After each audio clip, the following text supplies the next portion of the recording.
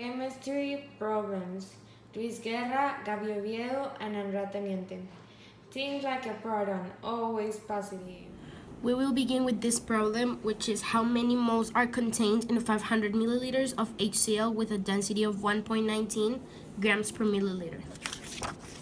We will use a process learned in class called DREAM. So first, in DR, we have to see the information that is given to us, and we have to put it all together.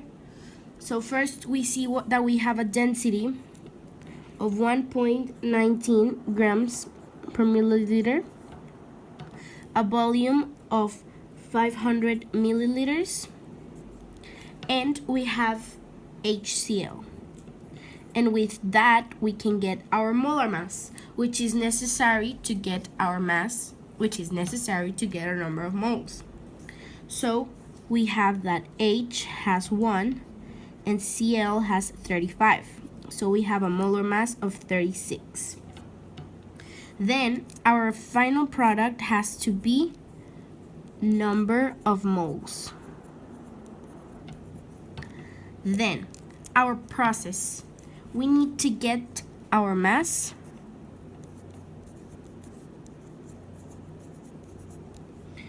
with density equals mass over volume. Then we need to get our number of moles, which we will get with the formula number of moles equals mass over molar mass. Then the math. We will start with getting our mass, which we have density and volume, so we will put it as mass equals density times volume, which gives us a mass of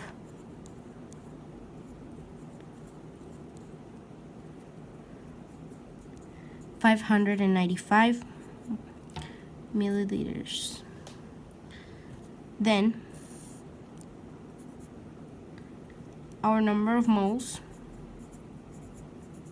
we will get them with the formula mass over number of moles, and we have that we have a mass of 595 over 36, and that will give us 16.5277, and it continues.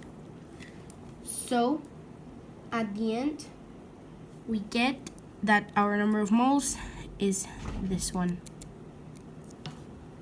I will explain problem number 5. In problem number 5, it says that sodium and the chloride, it reacts and it creates sodium chloride. Also, it says that the chloride weighs 230.1 grams. Well, the first thing that you need to do in this problem is to balance this equation by putting a 2 in sodium and putting a 2 in sodium chloride. So we can have 2 sodiums and 2 chloride in both sides of the equation. Then we need to make a proportion. In this case, we are going to use the proportion of the chloride, that 1 mole of the chloride is equal to 2 moles of sodium chloride, because we already have the weight of the chloride. Then the second step is to get the moles of the chloride by using the molar mass formula. The molar mass of the chloride, we can get it by using the periodic table, so it will be 70, and the weight we already have it. So the only thing that we need to do is to get moles alone and get the moles. So the result will be 3.28 moles of the chloride. Then we are going to use this proportion to get the moles of sodium chloride, and the result will be 6.57. Then we need to get the mass of the sodium chloride by using again the molar mass formula. Again, we are going to get the mass formula using the periodic table, so it will be this proportion to get the moles of sodium chloride, and the result will be 6.57. Then we need to get the mass of the sodium chloride by using again the molar mass formula.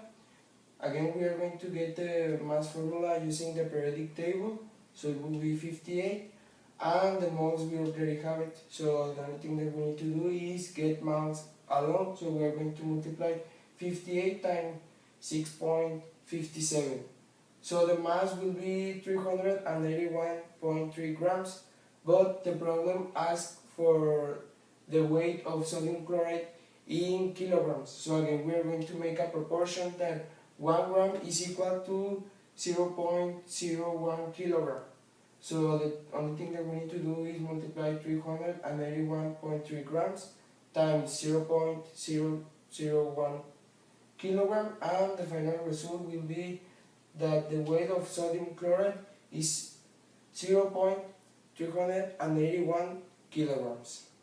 Here is the problem 6, and we will get to the first problem of this problem.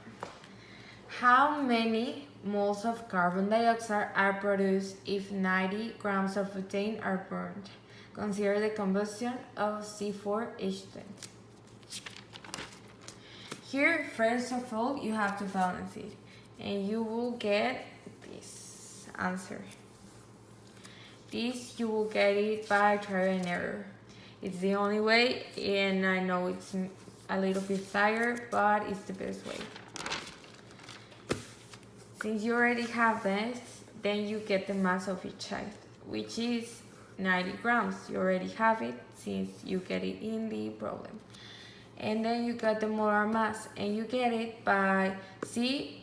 It is represented in the periodic table like this: C equals 12 and H equals 1. So since you have 4 of C, it is 12 times 4, and you will get 48 plus 10, which is 10 of hydrogen. You will get 58 grams per mole.